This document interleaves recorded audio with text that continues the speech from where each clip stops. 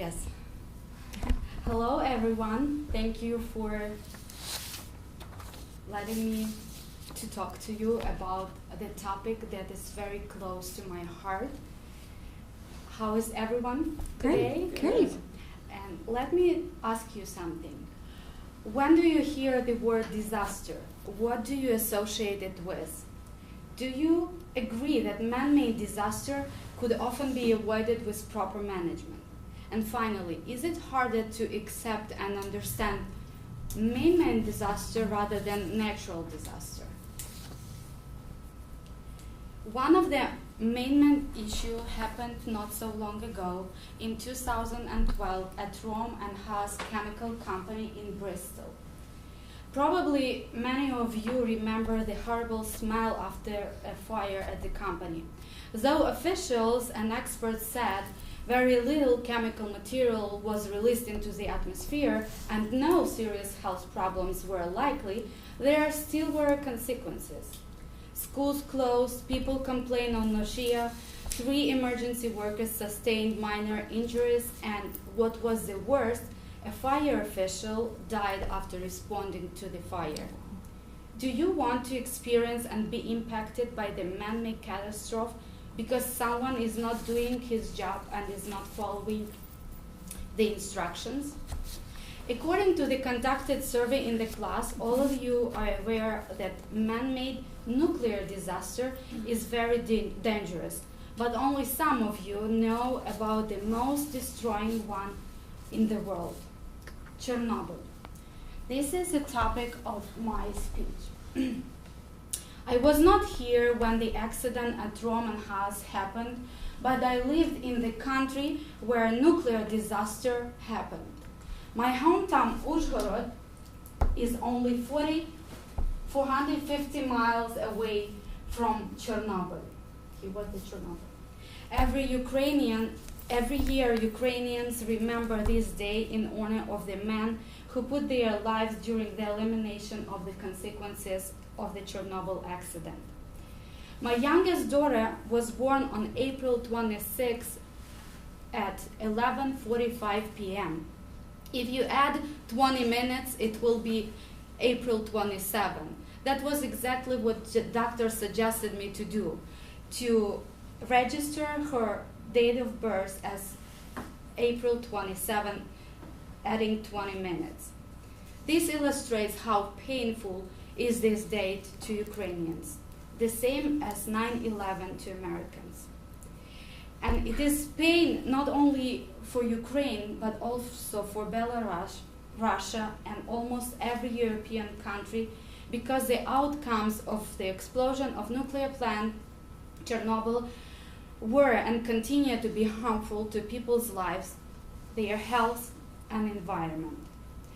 Let me begin by telling you how the life of people who lived in a radius of 80 miles changed and what could government do to reduce the damaging impact of the explosion on people's lives. The disaster happened on April 26 in 1986, but the necessary evacuation of 49,000 people started May 2nd. For a week, people were getting the dose of radiation over the norm because the government didn't want to announce the danger that happened that day. By the end of 1986, nearly 100,000 people left their homes. They could not take anything with them because everything was contaminated. Could you imagine how hard it is to be suddenly forced to move and without your favorite stuff? The other problems and impacts the lives not only Ukrainians but people from European countries are the control of foodstuff. In the Medical and Pharmaceutical Journal of Serbia, Branka Djurovic states, those sold in shops are controlled by state laboratories, but food sold on street, nobody controls. Forests are a kind of reservoir of contamination because they cannot be decontaminated and can scatter contamination in different ways. Inhabitants of these regions use natural products, mushrooms, blueberries, and fish daily, significantly raising their radioactivity intake. Cesium-137 level of mushroom samples is 16 times higher than allowed. Cesium-137, which is formed as one of the more common fission products by the nuclear fission of uranium-235 and other fissionable isotopes in nuclear reactors and nuclear weapons, can cause burns, acute radiation sickness, and even death. Because of the lack of financial resources for the organization and implementation of large-scale monitoring, people's lives are not protected. Now I want to tell you that running away, unfortunately, out of the Chernobyl area was not very helpful, because the health of many people was already strongly shaken by a radioactive isotope of cesium. Exposure to cesium-137 can increase the risk of cancer because of exposure to high-energy gamma radiation. There are firmly established health issues like thyroid carcinoma and acute radiation sickness. A small group of liquidators and plant workers received very high whole-body doses. Among these, about 150 individuals were treated to acute radiation sickness. 25 of these died within a relatively short time. Many men, among them was my father-in-law, had been sent to the 50 radius mile zone to eliminate consequences. In an interview I conducted for this speech, my father-in-law recalls, "We were taken from our working places and had not been told about Heather. I was there about 3 weeks, and when I came home, I almost died. I had difficulties with breathing, had nausea and dizziness. Every year I went through rehabilitation to improve my health."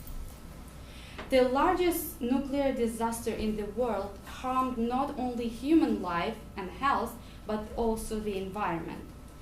Major releases of radionuclides continued for 10 days and contaminated more than 200 square kilometers of Europe. Because the elimination of consequences was not done properly, and radioactivity is over the norm after 30 years, the land remains unoccupied.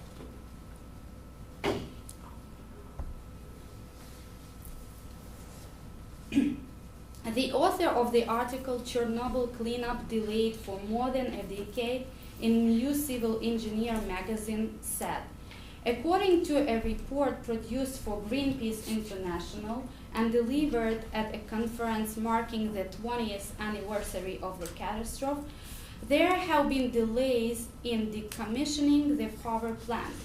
At present, a radioactive lagoon of cooling water is leaking into the basin of Dnipro River, contaminating the water supply of Kyiv, the country's capital, which is 80 miles south of Chernobyl power plant.